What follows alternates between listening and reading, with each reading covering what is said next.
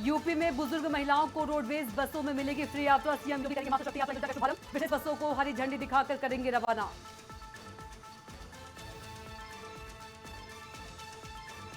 CM योगी की अध्यक्षता में यूपी कैबिनेट बैठक में 24 प्रस्तावों को मिली मंजूरी। 60 साल से अधिक उम्र की महिलाओं को रोडवेज बसों में मिलेगी आजीवन मुफ्त यात्रा।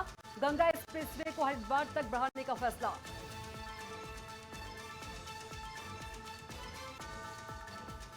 चीनी की बढ़ती कीमतों के बीच सीएम योगी का बड़ा बयान। कहा, प्रदेश में चीनी की कोई कमी नहीं, राज्य में मौजूद है करीब 28 लाख टन चीनी स्टॉक। लखनऊ में रक्षाबंधन से पहले खाद्य विभाग का एक्शन। नकली तेल और खोया से भरे ट्रकों को किया सीज। जांच के लिए भेजे गए सैंपल। बांदा में नाले में डूबने से 3 लोगों की मौत, 2 महिला और एक युवक की गई जान। गुजेनी गांव में नाले में आई बाढ़ से हुआ हादसा।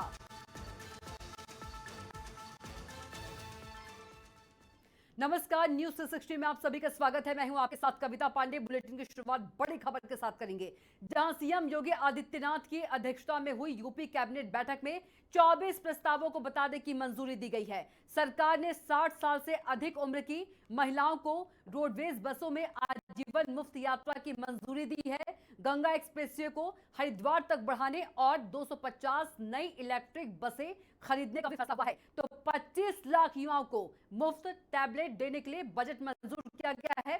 सुल्तानपुर में लॉजिस्टिक्स क्लस्टर और मैनपुरी में पर्यटन सुविधाएं विकसित होंगी। तो अगले 6 महीने की बात करें तो अगले 6 महीने में 1 लाख युवाओं को नियुक्ति पत्र देने का भी लक्ष्य रखा गया है।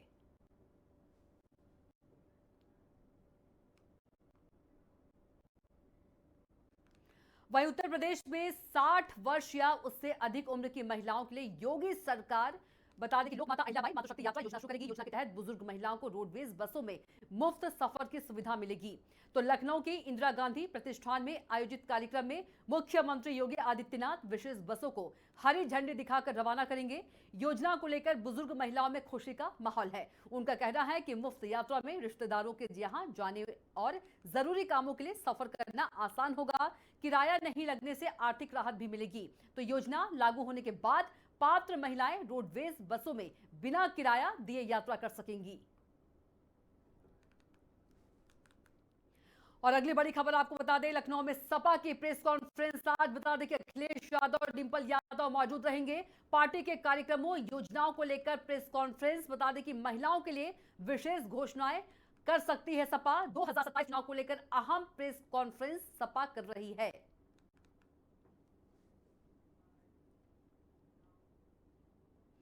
और अगली बड़ी खबर आपको बता दें कि यूपी में चीनी की बढ़ती कीमतों के बीच सीएम योगी आदित्यनाथ ने कहा कि प्रदेश में चीनी की कोई कमी नहीं है। उन्होंने बताया कि राज्य में करीब 28 लाख टन चीनी का स्टॉक है, जो करीब 7 महीने के लिए पर्याप्त है। सीएम ने कहा कि 15 अक्टूबर से चीनी मिलें फिर से शुरू हो जाएंगी। मिलें शुरू होने के बाद करीब 90 लाख टन अतिरिक्त चीनी का उत्पादन होगा। सरकार ने लोगों से चीनी की उपलब्धता को लेकर चिंता नहीं करने की अपील की है। चीनी की क्राइसिस की चर्चा की चल रही है, लेकिन यूपी में चीनी की कमी नहीं। यूपी की 1 महीने की कुल खपत है 4 लाख टन चीनी। कुल 4 लाख टन 1 महीने की खपत है। हमारे पास मौजूद है 28 लाख टन। यानी आप अनुमान करिए 7 महीने की चीनी हमारे पास मौजूद है। और हम 15 अक्टूबर से फिर चीनी मिल चालू करेंगे तो 90 लाख टन यानी 900 लाख कुंटल चीनी का फिर से प्रोडक्शन अपनी चीनी मिलों के माध्यम से कर देंगे। यानी इतने बड़े पैमाने पर सामर्थ्य यूपी के पास है।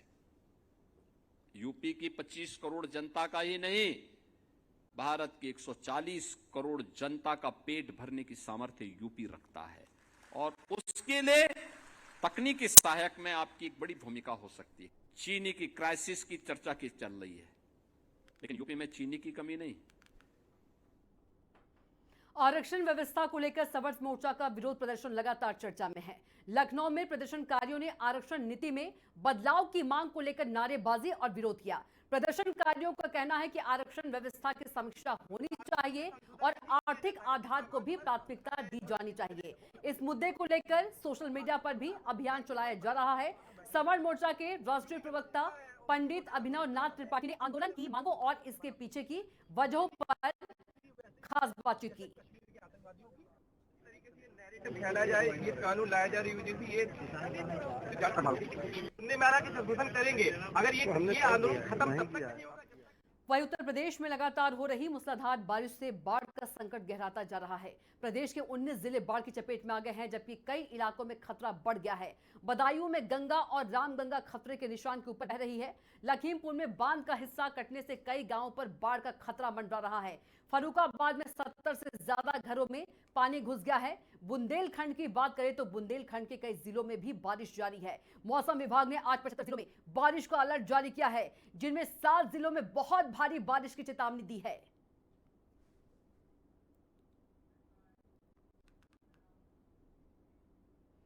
अगली खबर का रुख करेंगे, जहां लखनऊ में स्कूल में हिजाब पहनने को लेकर इलाहाबाद हाई कोर्ट के फैसले के बाद यूपी में सियासी और धार्मिक प्रतिक्रियाएं तेज हो गई हैं। प्रयागराज के टैगोर पब्लिक स्कूल के छात्रों की याचिका खारिज करते हुए कोर्ट ने कहा कि निर्धारित यूनिफॉर्म में व्यक्तिगत पसंद के आधार पर अतिरिक्त पहनावा जोड़ने की अनुमति नहीं है। कोर्ट ने स्कूल ड्रेस कोड को अनुशासन, समानता और संस्थागत पहचान से जोड़ा। फैसले के बाद मंत्री ओम प्रकाश राजभर ने अखिलेश यादव पर तंज कसा है। सपा ने मामले को कानूनी तौर पर देखने और सुप्रीम कोर्ट में अपील के विकल्प पर विचार की बात कही है। इलाहाबाद हाईकोर्ट ने कुछ इस तरह की बात कही होगी तो यकीनन ये बात आगे सुप्रीम कोर्ट में अपील की जाएगी, क्योंकि हिजाब मुस्लिम कम्युनिटी से ताल्लुक रखता है। ये बात कर्नाटक हाई कोर्ट और सुप्रीम कोर्ट में बार बार डिस्कस हो चुकी है। उसके बाद अगर इलाहाबाद हाई कोर्ट ने कोई टिप्पणी की है, डिसीजन दिया है या ऑब्जेक्शन किया है, तो यकीनन ये अपील के लायक है। समाजवादी पार्टी इसको विधिक रूप से देखती है। देखिए, जिस तरीके से हिजाब को लेकर हाईकोर्ट का फैसला आया है, मैं माननीय न्यायालय से इस फैसले पर पुनर्विचार की अपील करता हूं, इसलिए कि हिंदुस्तान में हर मजहब को आज़ादी है पूरी तरीके से। हिंदुस्तान में हिंदू, मुसलमान, सिख, ईसाई, यहूदी, पारसी सब रहते हैं। और बड़े अफसोस की बात है कि एक छोटी बच्ची के हिजाब के ऊपर पूरी तरीके से हाईकोर्ट ने पाबंदी लगा दी। मेरे ख्याल से हाईकोर्ट को पुनर्विचार करना चाहिए। इलाहाबाद की रहने वाली एक नाबालिग बच्ची ने इलाहाबाद हाई कोर्ट में हिजाब को लेकर के और स्कूल के यूनिफॉर्म को लेकर के एक रिट दायर की थी, जिस पर इलाहाबाद हाई कोर्ट ने फैसला देते हुए उसकी रिट को खारिज कर दिया और ये कहा कि वो दलील देने में, सबूत रखने में नाकाम रही। दरअसल हिजाब और स्कूल का यूनिफॉर्म ये दोनों अलग अलग चीजें हैं। इलाहाबाद हाई कोर्ट का एक फैसला आया है जिसमें कोर्ट ने कहा कि हर छात्र और छात्रा को अपनी मर्जी का ड्रेस पहनने की इजाजत नहीं दी जा सकती। ये फैसला एक स्कूली छात्रा के हिजाब की याचिका को लेकर दिया गया। उसने कहा कि मैंने 10वीं तक इसी स्कूल में हिजाब के साथ पढ़ाई की है, अब 11वीं में मेरे ऊपर पाबंदी लग रही है। तो ये कौन सा स्कूल का यूनिफॉर्म नियम है जिसमें 10वीं तक तो इजाजत है और 11वीं में इजाजत नहीं है? क्या हाई कोर्ट को इसका संज्ञान नहीं लेना चाहिए था? वहीं रक्षाबंधन से पहले नकली और मिलावटी खाद्य पदार्थों के खिलाफ एफएसडीए ने बड़ी कार्रवाई की है। खाद्य सुरक्षा एवं औषधि प्रशासन की टीम ने पारा और दुबग्गा इलाके में छापेमारी कर संदिग्ध खाद्य सामग्री से भरे कई वाहन पकड़े हैं। दुबग्गा में खोया लदी गाड़ी के साथ नकली तेल और खोया से भरे ट्रकों को सीज कर दिया गया है। बच्चों के चूरन से भरे वाहनों पर भी बड़ी कार्रवाई की गई है। एफएसडीए अधिकारी विजय प्रताप सिंह की मौजूदगी में बरामद खाद्य पदार्थों के नमूने भी लिए गए हैं। सभी नमूने जांच के लिए प्रयोगशाला भेज दिए गए हैं। लैब रिपोर्ट के बाद खाद्य सामग्री की गुणवत्ता और सुरक्षा मानकों की स्थिति स्पष्ट हो पाएगी।